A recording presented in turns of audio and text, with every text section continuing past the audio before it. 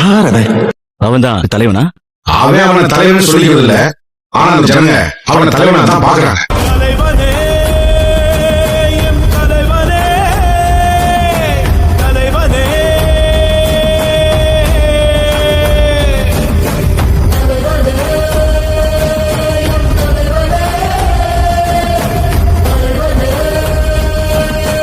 என்னோட அண்ணன், என்னோட தளபதி.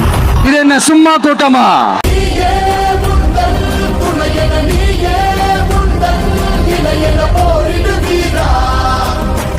என்ன பிடிச்ச கோடி பேர் இருக்காண்டா வெளியில.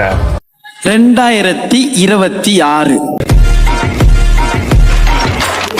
வரேன்.